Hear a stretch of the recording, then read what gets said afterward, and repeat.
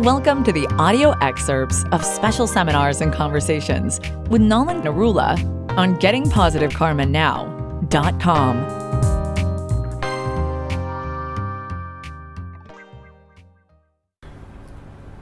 There was a healer who had asked a question by SMS, which I then put on the internet, but I will share that with you again. And they said, this is a question for the seminar.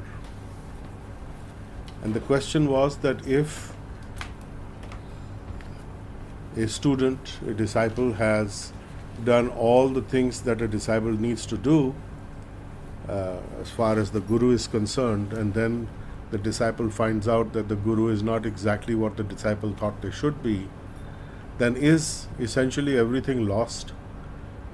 Is what the disciple has done, does it also go waste along with if the guru is off track? Essentially, that was the question. And our reply to that was, my reply was, that of the two, the guru and the student, at least one of them needs to be qualified. And you are qualified. So that's the bottom line. So it doesn't matter if guru is on track or off track. If you are on track, everything's fine. So don't worry about the guru. You will find the tracks are made available to the right place for you, and you will find the right direction and the right shelter, and you can always proceed from there. So that was, I thought, a very important question, which is concerning a lot of people other than those who are here today. So I thought I'd just let you know that. Now, any other questions you may have? Yes. Sir, I wanted to ask you, like in the joy of Reiki, and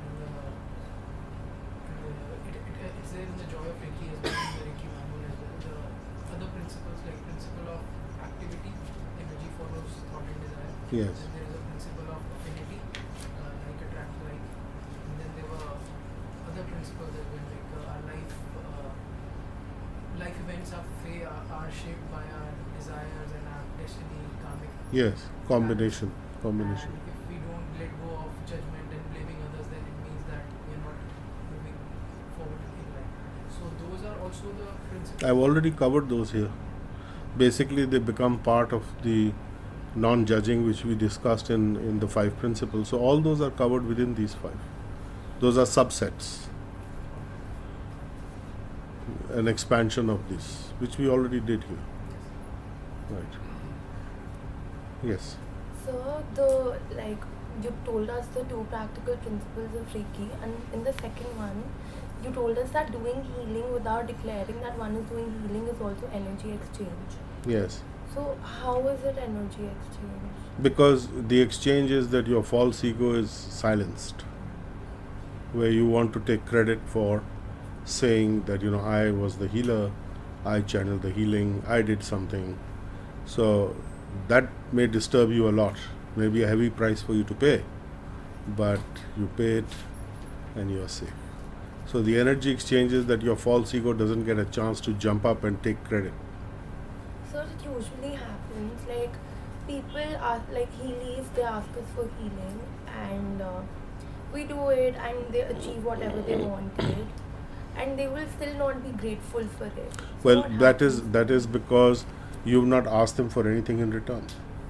There's no And what energy if we exchange. asked them but they never gave anything in No, return? you should ask them also to send healing.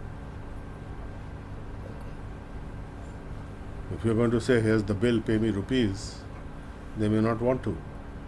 So then you say, I will send you healing for this, and in exchange, you have to send me healing for that. That's energy exchange. I do healing for you, you do healing for me. Fine? And what if the person is not a healer? Like, for example, I did healing for somebody, Yeah. and like they wanted something and it was huge for them. So I did it for them, and they made promises, once I get this, I will take care Yeah, of the future dinner, or I promises will- don't work. And then they will tell you कि वो तो अपने आप होना ही था, है ना? It was going to happen. What big thing you did? So you said cash on the table. Then I'll talk healing. If they are that hard case, you have to insist. You first take me out for a movie, and you And take then me to Barista, then take me to Fatty Bao, then we'll see. Huh? Yeah, bolo, you payment up front. I'll send healing, you have to do something for me now. Chalo, on the job. So take the healing, do the healing, and send healing first that they agree to all this. Yes. And that you have done it and you've enjoyed yourself and you're channeling healing. Because otherwise it will block you also. So the purpose of energy exchange is twofold. Is to open your channels also as well as to open the other person. If you are resistant, if you don't want to send healing, then it's very difficult because you are blocking it already. And so, like, it happens, like, for example, somebody wants something and maybe it's not the best for them. So, when we do the healing, like, they have a realization, they realize that, "ठीक है, this and this is not the best for me." But, their attitude will change towards everything. Like, for example, one of my friends, she asked me for healing for something. So we did her healing, we did her chakra balancing, and she did not achieve that. So she realized that it was not the best for her. But then her attitude towards me and towards healing, it changed. So what do we do with that? Yeah, so basically when somebody asks you for healing, what do you say healing will achieve? I tell them that whatever is the best for you, it will happen. Hmm. So they're like, okay. But they do So not- they'll say, how is that different from whatever is best for me will happen in any case? I tell them that healing will give you the best guidance. That I'm getting already. Then? No, I'm your friend. I'm your difficult friend. Now you answer your difficult friend. Let's have this dialogue. Chalo. Then that's how we will explore and come to know. So, like, my friends, they know about healing, they know about Reiki, because, like, they were there with me when the whole neck injury happened. So, they've seen the magic happen. That's why they come up to me and they ask me for healing. You say, what are you doing for me? They'll be like, we're being a good friend, we're always there for you. No, you're not. You won't be always there. You're going to run off and get married or something like that, and I won't see you guys again, or girls, or whatever. Yeah. Don't believe in future benefits as far as this is concerned, Yeah. because that means you're extending a credit line. You're not getting rid of your karmic debt. You are becoming a banker or a credit card company. Now you go around collecting the debt. You are stuck with collecting the karmic debt. No. मुझे नहीं चाहिए, तुम अभी ख़त्म करो. What are you prepared to do now? You give me 3 days pocket money. Finished. Cash on the table, yeah. Come on. If you want to pass in exams, you better pay me a lot more than 3 days. Then you will send healing that they have got down to study. They have realized how little they know and how much they have to know, and they are doing things to get to that point. They have studied, they have understood, they worked hard, they've answered the question papers in the order that they know the questions best, so that they don't get demoralized by running into questions sequentially which they don't know how to answer, and then some fourth question they might know but they get so demoralized then they can't answer. So let them follow a different schedule of answering those questions and they will do better, definitely. So you have to help them along by suggesting what is it that they need to do. So you have to ask them that I will send healing, but it will work only provided you do the work yourself, not working otherwise. So then they'll say, well, then why do I need the healing? I'll do the work. He says, but you can't do the work without the healing help because you've not been able to do the work. And with the healing help, you'll be at least start to be doing the work. So that's the first point that healing will help you.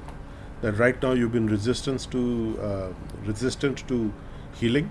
You've been resistant to studying, and once the healing is going there, then you will not be resistant. You will be able to sit down and calmly study, and then you should examine, are they doing anything wrong? Are they listening to music? Are they listening to transistor radios? Are they watching TV while doing their work? How can you work? So you should, have some rules and guidelines in place that you know how to help yourself, because healing is only going to get you to a particular place. You have to. The healing will arrange that if you are playing a football match, the ball is reaching a certain point. The kicking you have to do. हाथ पैर मारो ना क्या बोलो करना पड़ेगा. Auntie Reiki is not going to come and do the exam for you. That's for sure. Any other question? Yes. So what are the duties of a disciple? What are the duties of a disciple? You tell me. What do you think are the duties of a disciple? To my mind, it's following the instructions. Yes, following the instructions are the duty of the disciple. What else is there? That's it. Follow the instructions. Then you are a good disciple. That's all there is. Follow the instructions. That's it. You had a question? What is the difference between not being attached to the results and being committed to the results? Not being attached to results and being committed to results? Very good. Not being attached means that I have not invested a life and death situation that if I don't get this result, I will die. And I must get this result by hook and crook. In other words, pumping yourself up into such an excitement zone that you are practically fainting. And commitment means I will do what is needed to get to the results. I will be diligent. Very important word. Diligent along with commitment. I am committed कि ये तो करना ही है. So commitment means I will do whatever I need to do to get there, which means what? I will start with myself. Where am I fouling up? Where am I tripping up? What are my blocks? I'm going to have to fix those. I have to fix my way of doing things. So it's going to start with an internal fixing. So that is commitment. And then I'm not going to be distracted. I'm not going to be distracted circumstantially. I'm not going to be distracted philosophically or by anything else. मुझे ये करना है, I have to do this, I'm doing it. That's it. So you are focused one-pointedly and you will be successful. So that is commitment.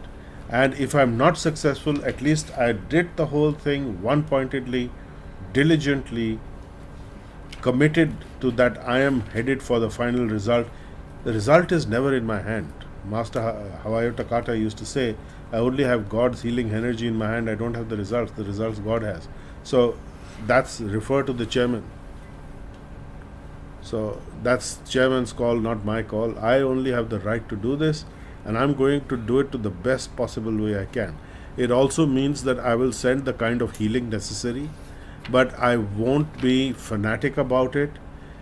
More important, after sending the healing, what am I going to do to move towards those results? I have to go towards the results. So if you are not going towards the results, if you're not moving towards the results, how do you expect the results will come? They won't. Sometimes you will have the results fall into your lap. That doesn't mean that's the standard. If it happens, great. That's a bonus.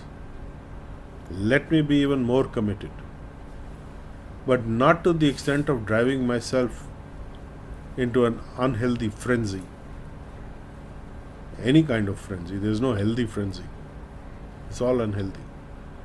Palpitating, I must get this, like this person sent me the email I discussed this morning, that I have reached a certain level of business and in the BPO, and it must continue. I've got this headache and I've got this neck pain, and please send healing that all disappears.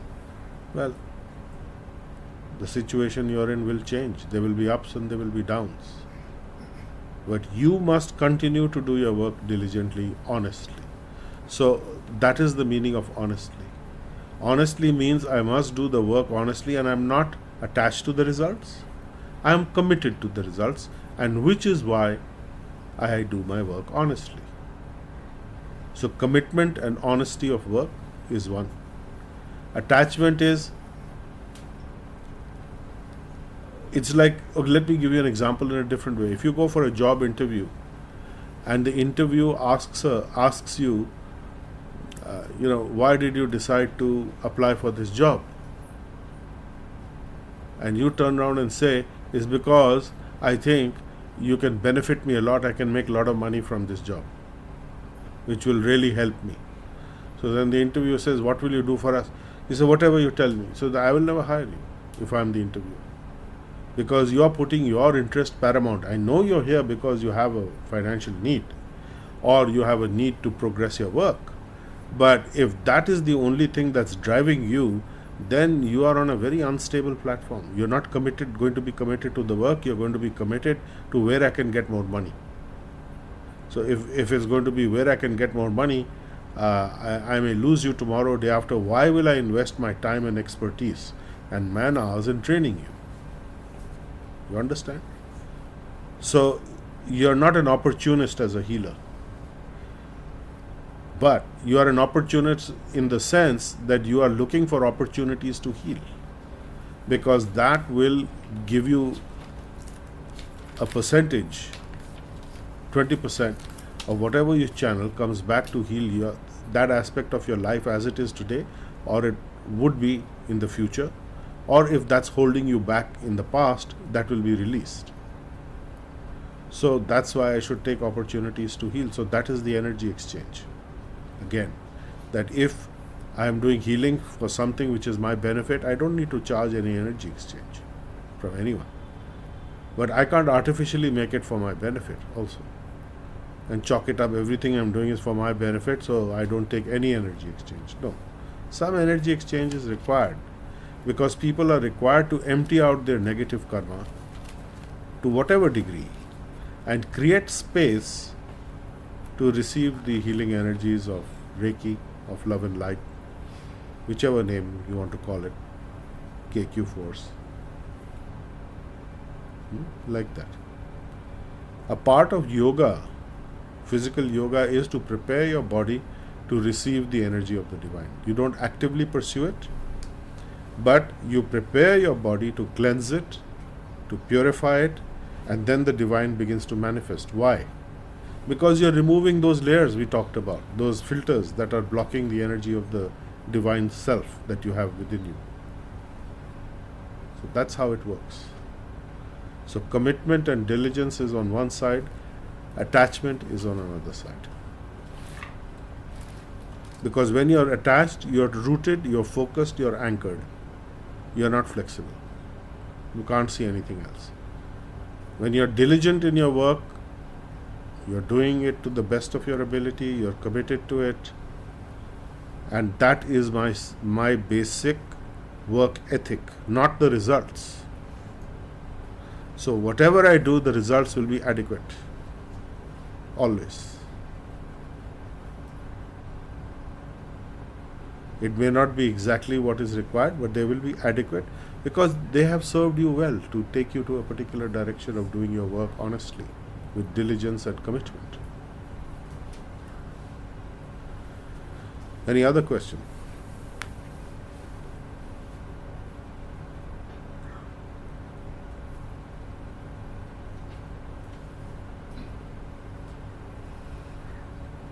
Okay, so we can begin to conclude this August assembly, and let us take a few moments, close our eyes and connect with all the healers present here in the physical body and the light body. Let us connect with them all, and let us connect with those who are coming in future to access the nectar of this August assembly. We welcome them, and we channel healing that they have received the knowledge, the wisdom, the healing to be able to work on their life path, their life goals with diligence, with commitment, following the 7 principles of Reiki, the 5 guiding principles, and the 2 practical principles, as has been discussed today, and that all of us here and those who are with us in future are able to heal their lives sufficiently in every area and every aspect.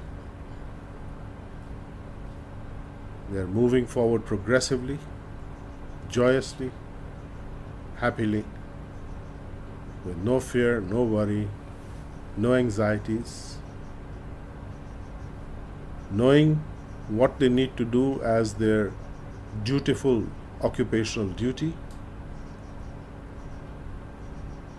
and they fulfill those requirements perfectly well, becoming in the process free of karmic debt consequences, and eventually becoming free of karmic debt. They become debt free and therefore are truly free to move in the universe anywhere they would like to go, or anywhere where the divine would like them to go. Experience being free of all the bindings that anchor you down, not allowing you to progress. And as we do that and we complete with this session of the August Assembly,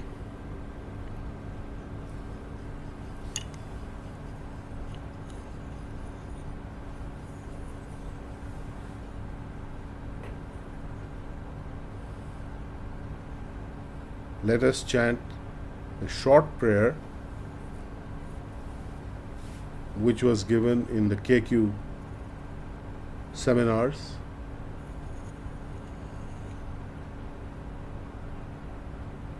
That starts with I surrender to the force of my karma. So let us start all together now. I surrender to the force of my karma and remain within the grace of the Masters with humility, healing myself and in the process healing others.